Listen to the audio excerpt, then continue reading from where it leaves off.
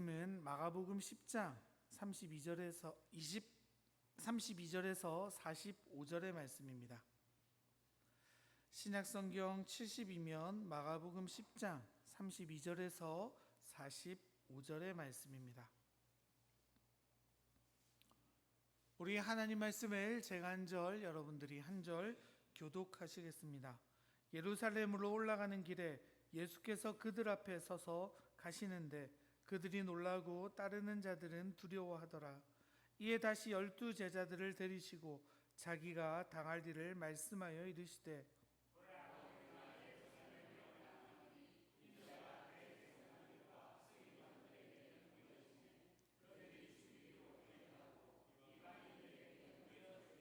그들은 능욕하며 침뱉으며 채찍질하고 죽일 것이나 그는 3일 만에 살아나리라 하시니라.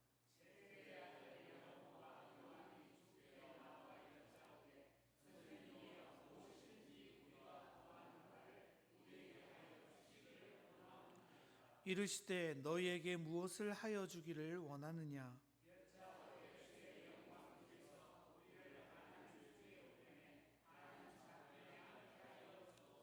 예수께서 이르시되 너희는 너희가 구하는 것을 알지 못하는도다. 내가 마시는 잔을 너희가 마실 수 있으며 내가 받는 세례를 너희가 받을 수 있느냐?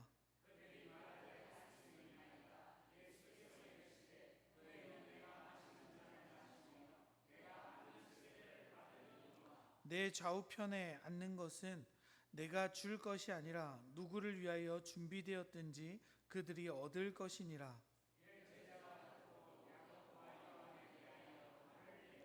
예수께서 불러다가 이르시되 이방인의 집권자들이 그들을 임의로 주관하고 그 고관들이 그에게 권사를 부리는 줄을 너희가 알거니와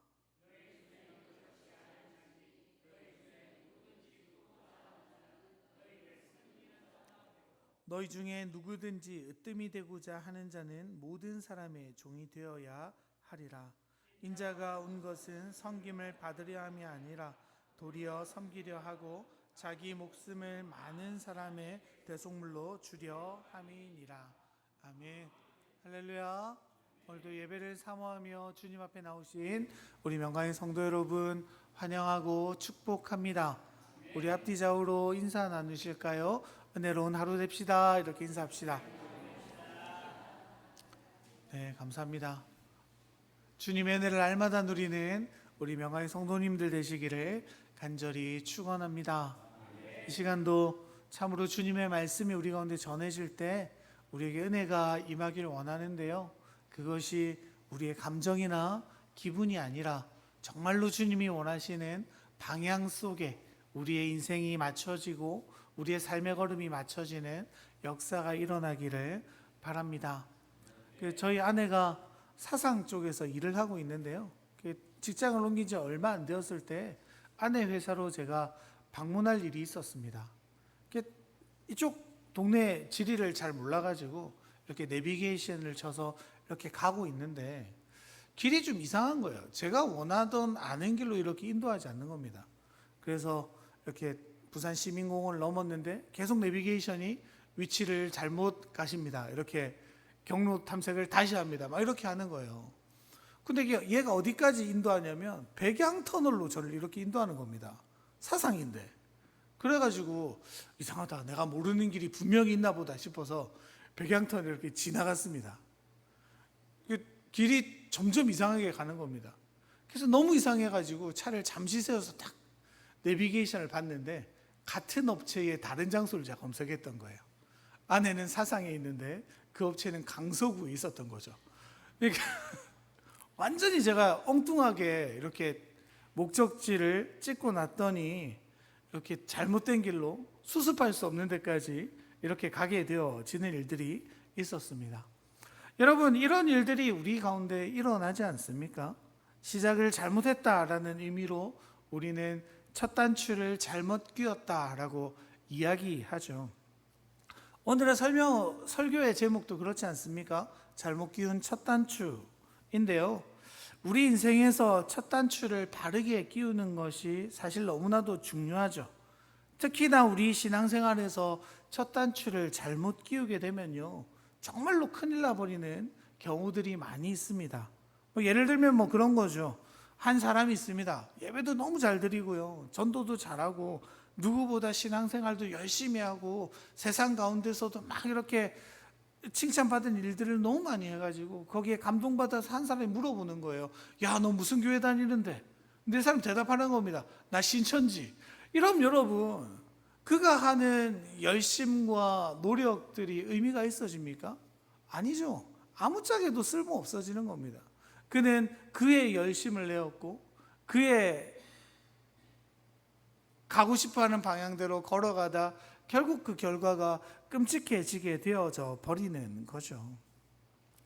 좀 극단적인 예일 수 있지만 여러분, 이단으로 이렇게 빠지지 않는다 하더라도 우리 신앙에서요, 이 첫 단추가 굉장히 중요합니다. 물론 그 첫 단추가 다양할 수 있습니다. 잘못된 의도일 수 있고요, 잘못된 열심일 수도 있고요, 또 잘못된 신학들이 우리에게 영향을 미칠 수 있습니다. 우리가요, 신학이라는 단어를 쓰지 않습니까? 이게 단순히요, 하나님의 학문 정도로 생각하시면 안 됩니다. 신학은요, 우리가 가진 신앙의 표현이자 방향성입니다. 그러니까 사실요, 우리 모두가요, 각자의 신학을 가지고 살아가는 거예요. 또 교회마다 추구하는 신학이 다양하게 되어지는 겁니다. 이게 무슨 말입니까? 신앙의 방향성이 다르다는 거죠. 누구는 여기에 좀 더 집중해서 살아가고, 누구는 여기에 또 감정점을 주고 살아가는 삶의 방식이 다양할 수 있다는 겁니다. 그게 신학이죠. 그렇게 다를 수는 있는데 여러분, 틀려서는 안 되잖아요. 그러니까 첫 단추라는 건 신앙의 본질과 관련이 있는 겁니다. 사랑하는 명화의 성도 여러분, 여러분들의 신앙은 어떻습니까? 그 본질을 놓치고 계시진 않으십니까? 주님이 원하시는 방향과 전혀 다른 방향으로 성경을 이해하고 하나님을 이해하고 교회를 이해하고 신앙을 이해해서 그렇게 잘못된 걸음으로, 주님이 원하지 않는 걸음으로 살아가고 있지는 않으신지 돌아보는 이 시간 되기를 바랍니다. 오늘 우리가 읽은 말씀은 사실 너무나도 유명한 본문이지 않습니까? 45절의 말씀이요, 마가복음의 주제의 말씀이기도 하잖아요. 우리 같이 한번 읽어볼까요? 인자가 온 것은 섬기며 받으림이 아니라 도리어 섬기려 하고 자기 목숨을 많은 사람의 대속물로 주려 함이니라. 여러분, 우리는요, 저 말씀이 어떤 의미인지 분명히 압니다. 왜 이 말씀을 하셨고 이 말씀을 하신 경위가 어떻게 되어지는지, 또 이 말씀을 하신 의도가 무엇이며 방향성이 무엇인지 우리 너무나도 잘 알죠. 이런 면에서 그 당시의 제자들보다 우리가 훨씬 낫다라고도 볼 수 있습니다. 그런데 문제는요, 이 말씀을 우리의 삶의 자리로 가져오면 전혀 다른 해석으로 변질되어 버리는 일들이 생겨나죠. 이 말씀뿐이겠습니까? 말씀이 향하는 방향을 무시한 채 내 입맛에 맞는 말씀을 취하고 그 하나님의 말씀을 내 상황에 끼워 맞춰 살아가려는 우리의 시도들이 언제나 있습니다. 물론 이게요, 이렇게 첫 마음이 잃어버려서 그런 경우들도 있지만 애초에 첫 단추부터, 지난주도 말씀드렸지만 교회 다니는 이유들이나 신앙생활 처음 한 목적들, 그리고 우리가 알고 있었던 하나님에 대한 이미지들이 잘못된 방향성을 가지고 계속 신앙생활을 하다 보면 거기에 함몰되어질 수 있다는 이야기죠. 오늘 나타나는 제자들의 모습이 딱 그렇습니다. 오늘 본문 32절 같이 한번 읽어볼까요? 예루살렘으로 올라가는 길에 예수께서 그들 앞에 서서 가시는데 그들이 놀라고 따르는 자들을 두려워하더라. 이에 다시 12 제자를 데리시고 자기가 당한 일을 말씀하여 이르시되.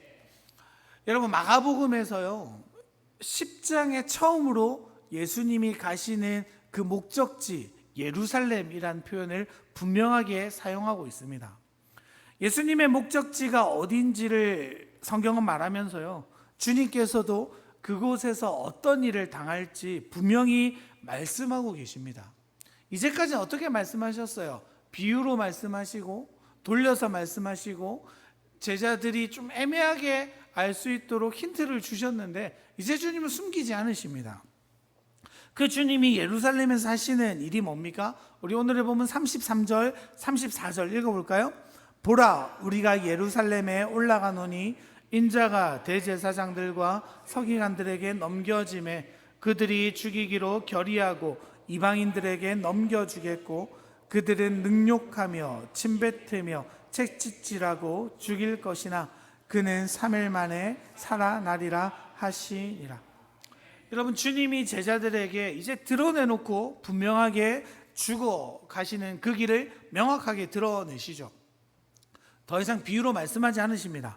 돌려 말씀하지 않으십니다. 그곳에서 예수님이 당할 일을 명확하게 구체적으로 말씀하시죠.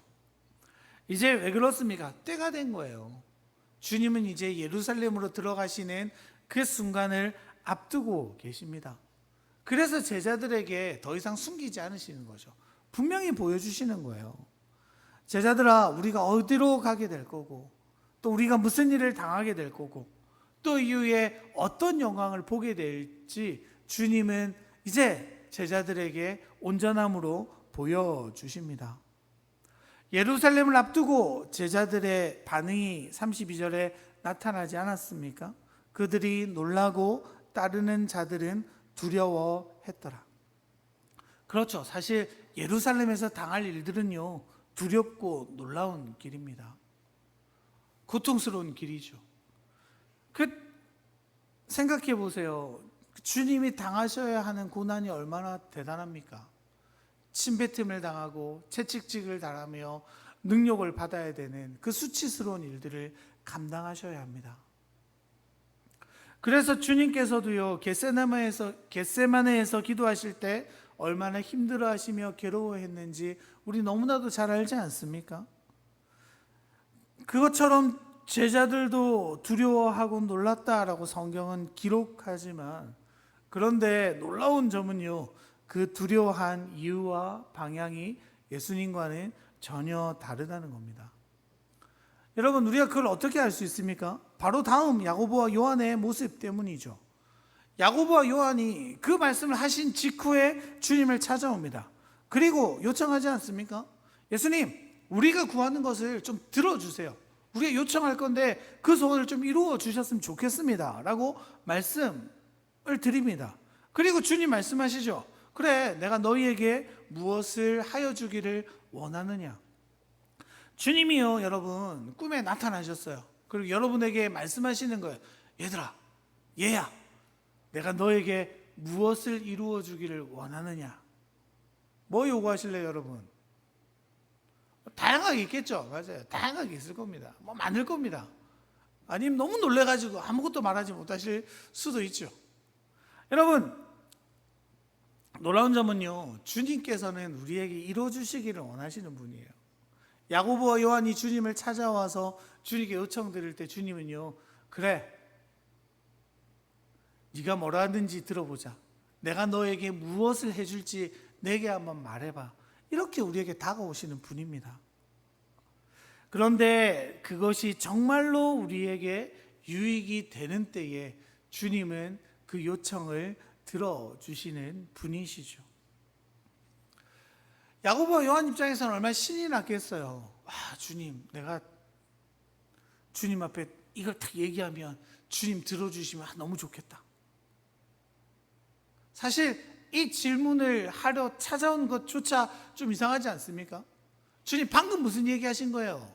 야, 나 예루살렘에 가는데 이제 채찍질 당하고 침뱉음 당하고 능욕을 당하고 고난을 당하다가 십자가에 못 박혀 죽을 거야. 제자들에게 말했어요. 그리고 제자들이 찾아와서 주님, 제 부탁을 좀 들어주세요. 여러분들이 만약 예수님이면요, 제자리에 딱 찾아와서 이렇게 질문해요. 그러면 내심 어떤 기대하시겠습니까? 예루살렘으로 가지 말라고 하지 않을까? 십자가에 못 박히는 거 제가 앞에 딱 먼저 싸우겠습니다, 이런 말 하지 않을까? 이런 기대가 있겠지만 그들의 요청이 뭡니까, 여러분?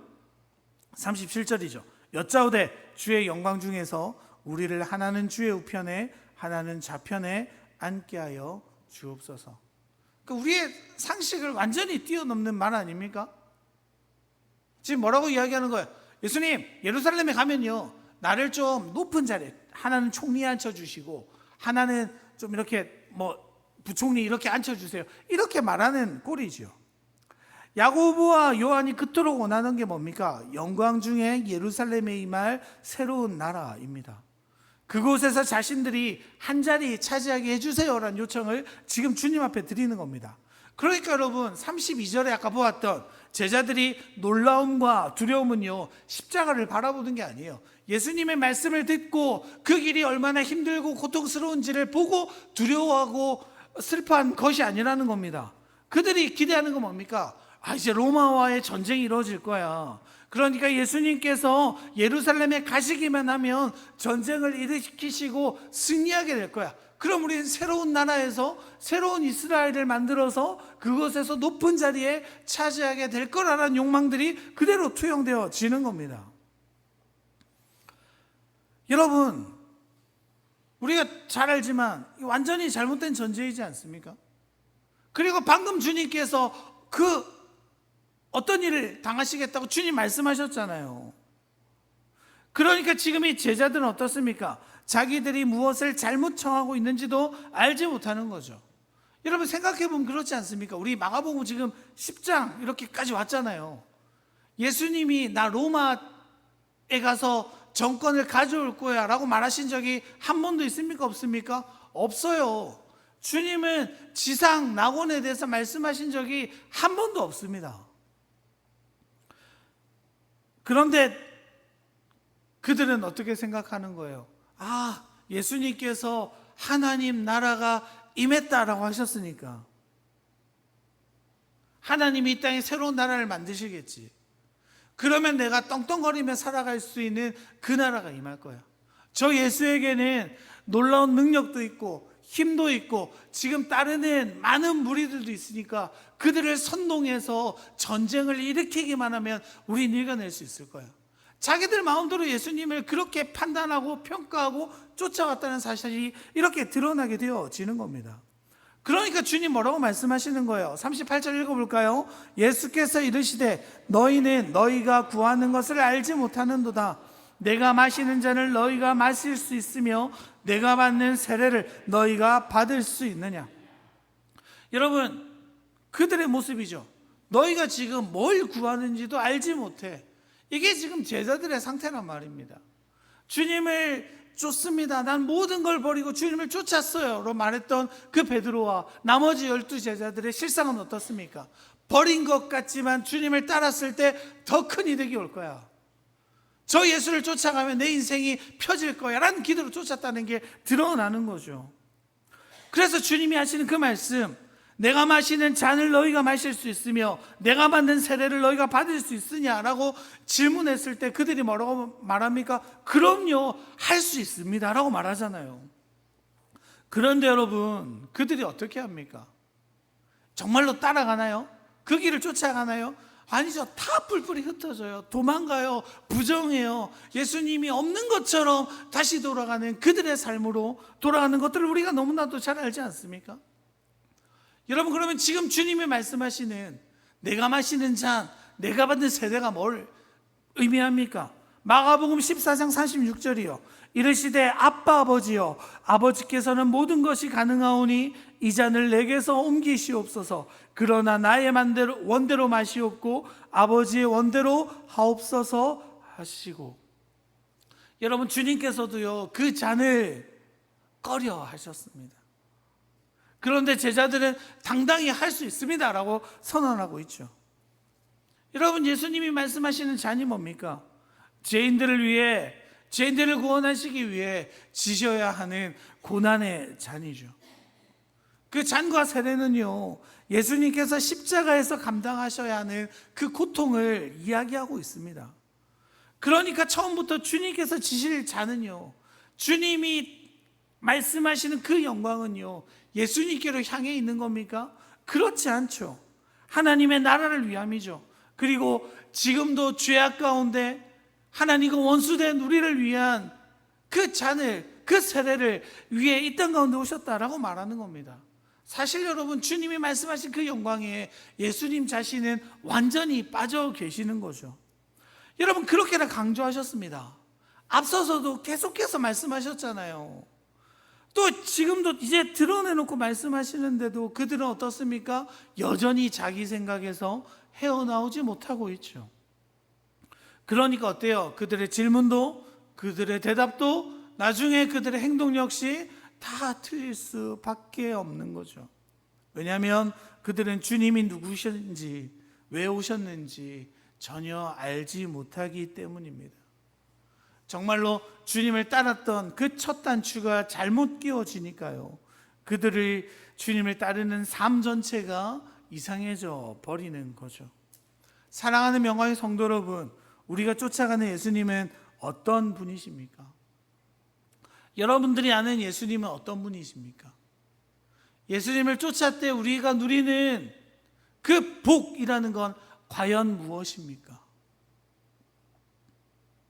주님을 제대로 알기를 원하세요? 그리고 알게 된 것을 살아내기를 원하십니까? 그러므로 주님께 참으로 기쁨이 되는, 주님이 그러하셨듯이 나도 주님을 위하여 내어드리는 삶을 살아갈 수 있으시겠어요? 제자들은요, 예수님께 영광을 계속해서 부추기는 거죠. 예수님, 예루살렘에서 전쟁 좀 일으켜 주세요. 왕이 되어 주세요. 높은 자리에 가주세요. 그리고 나도 한 자리 주세요. 그런데 예수님은 어떻게 하십니까? 겸손으로서 높은 곳에 오르십니다. 그 높은 곳이 어디예요? 십자가라는 고통의 자리죠. 그들은 그 영광스러운 주님의 부활과 온 민족을, 온 세대를 향한 하나님의 구원의 계획을 보면서도 어떤 길로 걸어가야 할지는 깨닫지 못합니다. 우리가 가야 할 길은요, 그리스도의 길밖에 없는 거죠. 그 길을 깨닫게 된 자들이 비로소 섬길 수 있게 되어지는 겁니다. 그래서 주님 뭐라고 말씀하시는 거예요? 제자들에게 44절 45절 읽어볼까요? 너희 중에 누구든지 뜸이 되고자 하는 자는 인자가 온 것은 섬김을 받으려 함이 아니라 도리어 섬기려 하고 자기 목숨을 많은 사람의 대속물로 주려 함이니라. 야고보와 요한의 청을 들은 나머지 제자들이 불같이 화를 냅니다. 화를 낸 이유가 뭐예요? 다 똑같이 생각했기 때문이죠. 주님과 3년 동안 동거동락했던 그들의 모습이 이렇다는 건 주님으로서 굉장히 슬픈 일이지 않을 수 없지 않습니까? 그런데 주님은 또 제자들에게 말씀하시는 거예요. 정말로 첫째가 되는 길이 뭔지 알아? 그리고 내가 이곳에 온 이유가 뭔지 알아? 섬기려 온 거야. 많은 사람들의 대속물로 나를 내어주기 위해 내가 이 땅에 온 거야. 그리고 말씀하시는 거죠. 너희가 정말로 뜸이 되고자 하면 모든 사람의 뭐가 되라고요? 종이 되어야 된다라고 말씀하시는 거죠. 여러분, 우리들은 왜 낮아져야 됩니까? 왜 우리가 종이 돼야 돼요? 왜 우리가 섬겨야 됩니까? 그러고 싶지 않잖아요. 다 영광 받고 싶으시잖아요. 안 그러세요? 아니지, 겸손하셔가지고 저만 여러분 그렇잖아요. 높아지고 싶죠. 사람들이 막 찬사를 받고 싶죠. 그런데 주님은 그렇게 살지 말라고 말씀하세요. 낮아져라, 종이 되어라, 너를 깎아내라, 양보해라 라고 말씀하십니다. 우리가 왜 그렇게 살아가야 돼요? 사실 하나밖에 없습니다. 주님이 그 길을 걸어가셨기 때문이죠. 그 길을 걸어가심으로써 많은 영혼을 살리신 것처럼 우리 역시 그 길을 동일하게 걸어감으로 이 땅에 많은 사람들을 살려야 하는 자로 부름받았기 때문이죠. 여러분, 그래서요, 우리가 신앙생활을 하면 할수록 무엇을 깨달아야 되냐면 주님이 정말로 어떤 분이신지, 주님이 걸어가시는 길이 정말로 어떤 길인지를 우리가 알아야 합니다. 암브로시우스라는 교부가 있습니다. 이 교부가 신앙론이라는 책에서 이렇게 말하고 있는데요. 읽어드릴게요. 그분은 나를 위하여 곧 모든 일을 위하여 죄가 되셨고 나를 위하여 저주가 되셨으며 나를 위하여 내 안에서 당신을 낮추시고 복종하셨습니다. 그분은 나를 위하여 어린 양이 되셨고 나를 위하여 포도나무가 되셨으며 나를 위하여 돌이 되셨고 나를 위하여 종이 되셨으며 나를 위하여 여종의 아들이 되셨고 나를 위하여 심판날을 알지 못하셨으며 나를 위하여 그날과 그 시간을 모르셨습니다. 여러분, 주님은 나를 위하여 이렇게까지 행하셨습니다.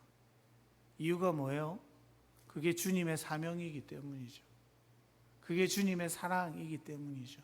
그게 주님의 길이기 때문입니다. 나를 위해서 이렇게까지 해주신 그 주님을 여러분 얼마나 깨달아 가십니까? 그리고 그 주님의 길과 주님의 요청에 우리는 어떻게 반응하고 계십니까? 그렇게 우리를 사랑하셔서 낮아주신 주님을 정말로 알게 된다면요, 우리는 비로소 낮아질 수 있고 그 길을 걸어갈 수 있는 거죠. 주님이 가신 그 길을 그때에야 걸어갈 수 있게 되어집니다. 이번 말씀을 준비하면서 또 이제 저를 보는 거죠. 난 어떤가 이런 생각들을 좀 많이 하게 되었습니다. 생각해 보니까 제가 2006년에 몽골에 처음 갔더라고요. 그때부터 이제 사역자, 목회자라는 이름으로 선교지를 섬기고 교회를 섬기기 시작했습니다. 이제 연수로 20년 벌써 됐더라고요.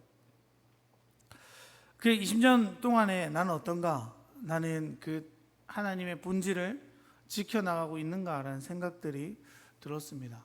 문득 이제 들었다는 생각인데, 우리가 너무나도 잘 아는 한 굴지의 교회가 있죠. 2003년에 원로 목사님께서 은퇴하시고 그 교회에 여러 가지 문제들이 생겨나서 원로 목사님이 그 교회의 담임 목사님에게 쓴 편지들이 이게 공개가 되며 좀 한국 교회가 시끄러웠던 적이 있습니다.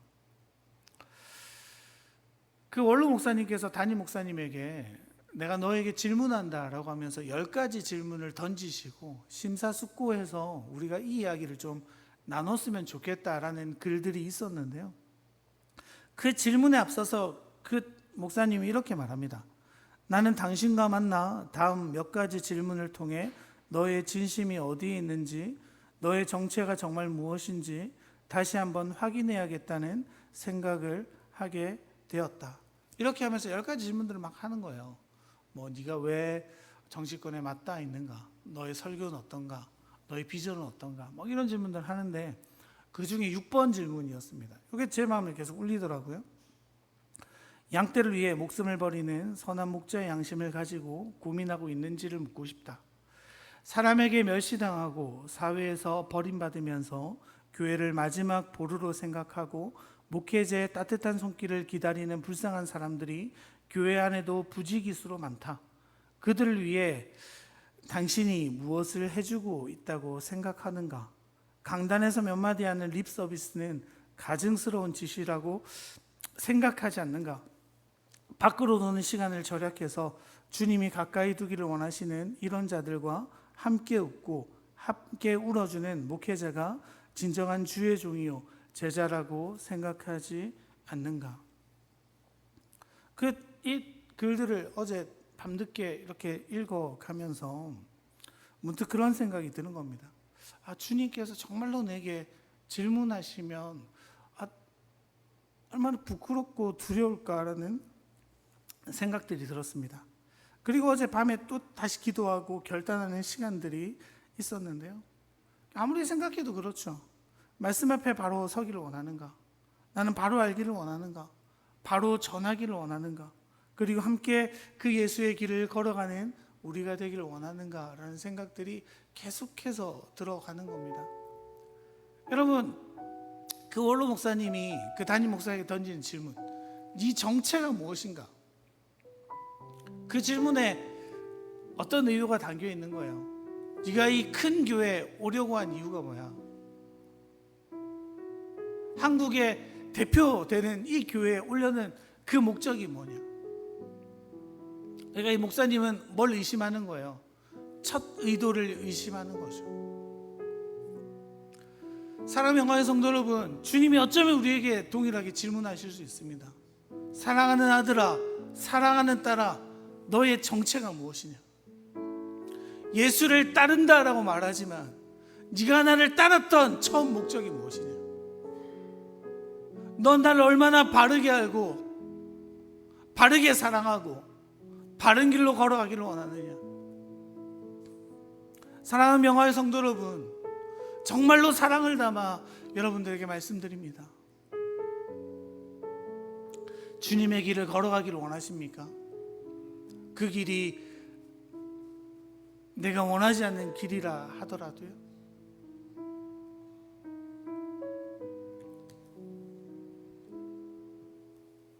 그 주님이 우리를 위해 무엇을 하셨는지, 그리고 그 주님이 우리를 위해 어떤 일들을 당하셨는지, 그리고 그 주님께서 우리를 향해 무엇을 요청하시는지 우리가 바로 알기를 원합니다.